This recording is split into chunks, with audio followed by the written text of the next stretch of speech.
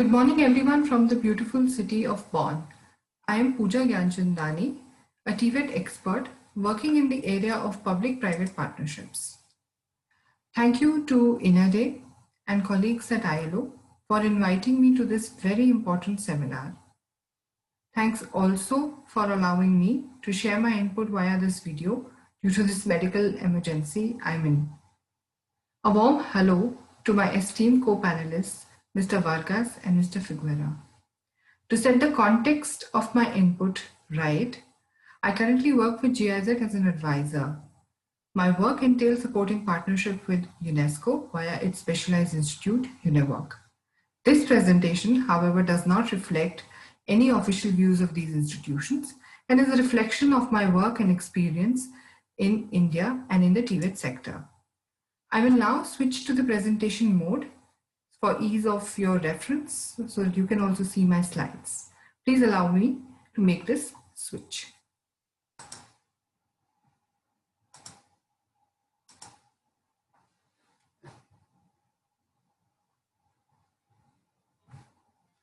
COVID-19 has leapfrogged us into new work. It has disrupted industries. It has triggered an unprecedented sense of emergency in adoption of technology and its tools. A shock, a push that I personally think the TVET sector badly needed, especially those quarters within the sector who had accepted that vocational training is only for those who don't get admission anywhere else. COVID has proven where there is a skill, there is a way. And it is in this context, having said that, the challenges facing us are huge. COVID-19 is one of the disruptions to have pushed us into the new digital era. However, it is not the only one. Three components and challenges that I think will decide how well TVET realigns itself to the external change are pace, continuity, and consumption. The first one, I think this picture for me defines the first one, which is the challenge of understanding the pace of change. In less than 2 years, Tesla and its spacemen would reach Mars. As the space race will accelerate and technology will progress, so will its commercialization. Before we will realize, these innovations will be repurposed for everyday use. We as TVET and skills actors could benefit from this as a golden opportunity and start preparing our current and future generations on these innovations. The skills of today will not be relevant tomorrow, and that for us is the first challenge or first opportunity that digitalization creates. The second challenge to my mind is sustainable consumption, or whether we will consume sustainably. COVID-19 has already changed how industries are organized. Most importantly, it has altered the consumption behavior. What do we consume? When do we consume? Where do we consume? How we consume? Everything has altered. Coupled with the next big challenge of our generation, climate change, sooner or later, sustainable consumption will take the center stage. Once this happens, new value chains will be created and industry will undergo massive challenges and massive change. The resulting skill gaps and skills shortages will have to be filled immediately. TVET systems that adapt to these disruptions will thrive and in fact contribute to the economic growth and prosperity of their country. The third, and I think the most relevant challenge, which affects not only industries, but us and our everyday life because of the digitalization, is the continuous learning, the challenge of continuous learning. While some of the other disruptions and the mega trends like climate change, migration have started to show their effects slowly, digitalization has changed the way we work, and COVID has blurred the lines between private and professional space. Education and TVET systems will have to teach its students, adult learners, young learners, beyond work skills and life skills. They will have to train them on something called learning to learn. This triple challenge therefore brings us to the moot questions, especially in the context of developing and emerging economies.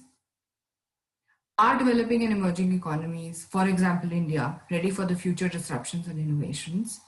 How are they tackling and preparing for the results of these skill gaps?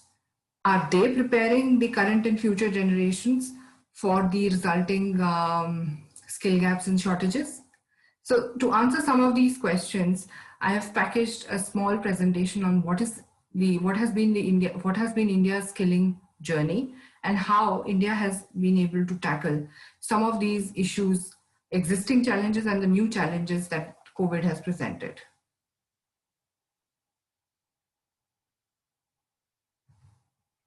To put things in context, India is a huge country. It is home to 1.3 billion people. By 2030, the median age will be 32 years. We will also be home to the youngest population. And besides that, besides asking for quality of life, health, and civic services, this young and restless population will demand, among other things, quality education, skills, and jobs. Therefore, understanding who this young population is and what are their needs is the secret sauce of the success of the skills endeavor. India's skills strategy started with understanding who this unique mix of learners is. And as you can see, they could be anyone from a young person who is a graduate, school dropout, or it could be an entrepreneur or a woman who is taking up non-traditional professions. In designing this first national skills policy in 2007, we asked ourselves this question: who these young people are and what TVET solutions they need. Next, the skills policy identified 5 main pillars for strengthening the skills programs: governance, financing, public-private partnership, digitalization, and standards. And then, of course, given the scale and the speed at which India had to work, and there is a very famous figure of 300 million young people to be skilled by 2022, which thankfully has now been let go. This defined the pace at which the skilling initiative in India was created. But certain key features in the initiative were that this program will be industry-led, learner-centric, and inclusive. To provide education, skills, and quality jobs to this large number is no easy feat. In the last 15 years, Indian skills system underwent several reform cycles. For example, to address the lack of a framework for designing skills program, a dedicated skill policy was drafted in 2007. This policy has been revised and updated twice to keep pace with the economic growth and development. Next, a dedicated ministry for skill development was set up in this period. One of the main tasks was to coordinate between the competing interests of other ministries and stakeholders. Private sector engagement, which was a missing link, was given priority, and so the model for sector skill councils was created, and many sector skill councils were established. The ecosystem flourished rapidly, and since 2015, this process has been further accelerated with the focus on public-private partnerships, jobs in sunrise sectors, and creating additional capacities. And in doing so, there are many, many, many examples in India of innovations that have worked. But I've picked up 3 as a showcase of what could be done at a policy level, at a public-private partnership level, and at an international collaboration level. The first one is the government launched the National Apprenticeship Promotion Scheme, which offers an incentive to companies, especially small and medium enterprises, to recruit and train apprentices through a centralized database and selection process. This is one of its online system, like, for example, an apprenticeship, a LinkedIn for apprenticeships. It turns out to be very effective for people from small towns and locations who otherwise might not know of jobs in the local industry. So as you can see, there is this national portal where everybody from employers to young people looking for a job, they can all register, sign up, and then they can look for jobs. The second interesting model, which is now being scaled up, is the model of the sector skill councils. The sector skill councils have been set up in partnership with industry. India's National Skill Development Corporation, again, one of its kind public-private partnership organization, was set up to attract private sector participation in skills, to improve the implementation and to improve the access and reach of vocational education programs. It also created a framework for setting up sector skill councils. Today, there are about 36 sector skill councils actively representing the skills needs and identifying the shortages of the industry. They are developing what is called the National Occupational Standards in close collaboration with the industry. These national occupation standards define the job roles and the competencies. Of all the SSCs dedicated to different sectors in India, including one for persons with disabilities, there is a specialized sector skill council for domestic workers. There is a specialized sector skill council for education and skills. I think the SSC on green jobs is a step in the future. This is a very unique sector skill council. It is tasked to create national occupational standards in the renewable energy sector to match the increasing investments in this direction, both by the government and the private sector. I think personally, this is one of the most futuristic sector councils, because while others are largely playing catch up and creating standards for trades and jobs that are existing, this SSC is creating standards for concurrent and future needs. And then lastly, I think within the ecosystem of skilling in India, something which is very interesting and which has played a very important part is the role of international partners and agencies. They have been critical and pivotal in designing some of the policy initiatives in India. Several bilateral cooperation projects have helped shape the current structure of the skills policy. For example, just this week, Siemens Group, along with the German Ministry of Economic Cooperation and Development and GIZ, launched a massive skills program in India called INADEH. This program intends to train about 40,000 young people in futuristic skills.